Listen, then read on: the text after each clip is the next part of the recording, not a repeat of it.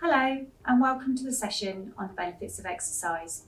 My name's Kelly Younger, respiratory nurse and team lead.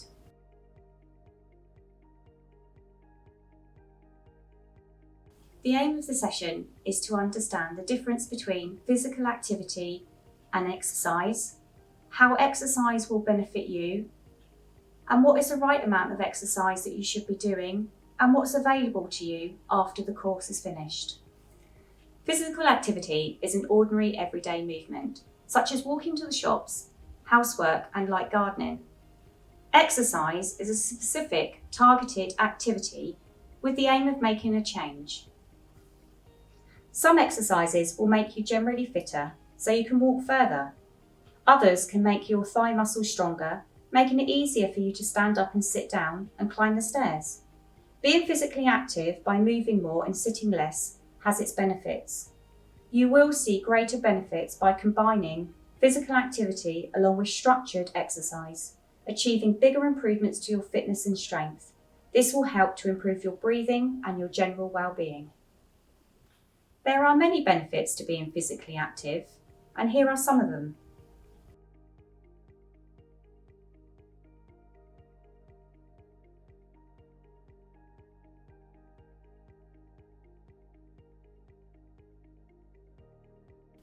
Being physically active will also improve your confidence, energy levels, and your general well-being.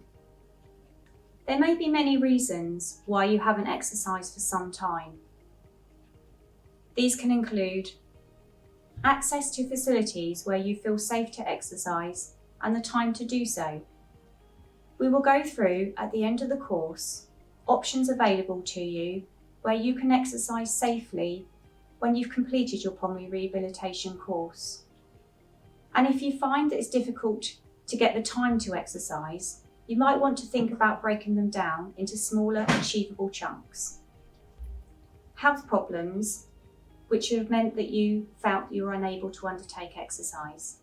You will have had a pre-course assessment before undertaking the course of pulmonary rehabilitation, and the clinician will have talked through with you ways that you can exercise safely. During periods of bad weather, we would suggest that you undertake exercise in a safe environment indoors. If you find it difficult to become motivated to undertake exercise independently, you may find exercising in a group environment more beneficial for you. At the end of the course, we will go through options available for you so that you can continue to undertake exercise. There may be financial reasons why you have not undertaken exercise, as gyms can be very expensive.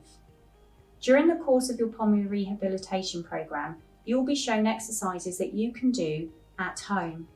You will also be shown tools that you can use as alternatives to weights within your home environment. You may think that exercising is going to make you worse, or that everyone's going to be fitter than you, or that you're too old to exercise. I hope during the course of the pulmonary rehabilitation programme, you will see that that is not the case, and that actually on the slide before, you'll have seen the health benefits you can have from undertaking exercise and physical activity. The vicious cycle of inactivity is something that we refer to a lot, and it may be something that you relate to. When you are less fit and active, you get more breathless when you exert yourself. The less you do, the less you can do.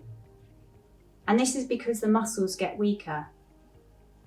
And weaker muscles need more oxygen to work. For example, you may have found that you walk to the shops.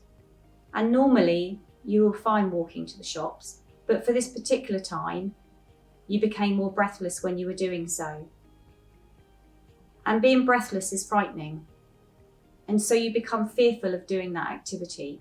So you stop doing that activity and your muscles become weaker. So the next time you try and walk to the shops, you find that you can't do it, or that you become more breathless doing so. Now let's look at how being active and exercising can help you. By increasing your activity and exercise, it can improve your breathing, your general fitness and quality of life. Your muscles become stronger, meaning you can now have the strength to lift household items, the flexibility to wash hair and tie shoelaces, the endurance to walk to the shops, and the balance, strength and agility to climb the stairs. It will also help you to maintain doing the things that are really important to you, or rediscover activities you thought you could no longer do, such as playing with the grandchildren and socialising with friends and family. So how much exercise should you be doing? You should be aiming to be physically active every day and minimise the amount of time sitting down. 15 minutes of moderate physical activity 3 days per week is a minimum amount for ensuring the exercise benefits and is a really good place to start. You should then work towards 150 minutes a week through 30 minutes a day on most, if not all days of the week. Becoming breathless when exercising is a good thing, and you should be aiming to be moderate to somewhat severely breathless.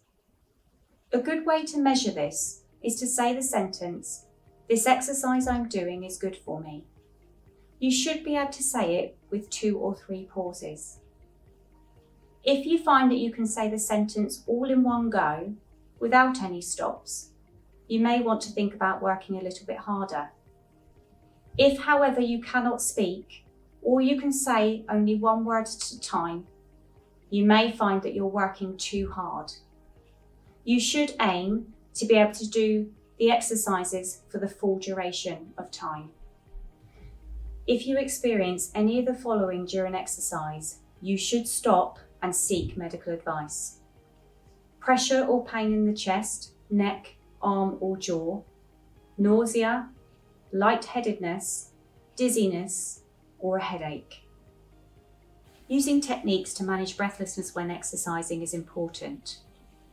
One of those techniques is blow as you go.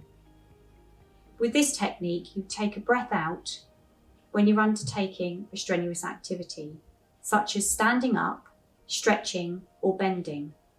And I'll demonstrate this for you now.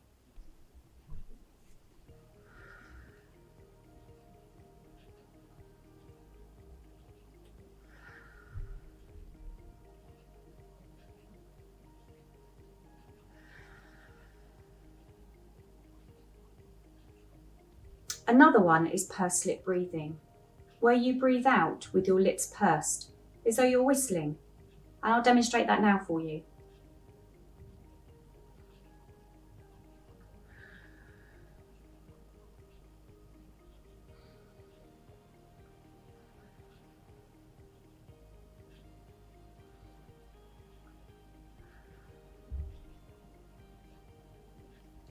Ensuring you breathe using your diaphragm when exercising is also another way to help manage the breathlessness. A good way to check that you're using your diaphragm when breathing is to put a hand on your stomach. When breathing in, you should feel your stomach push out. This will ensure that the air is getting to the bottom of the lungs. We will go through this in more detail later on in the programme. Thank you for watching. If you require further information, you can go to the British Lung Foundation website at www.blf.org.uk. And if you have any questions, you can speak to your clinician at the end of your exercise session.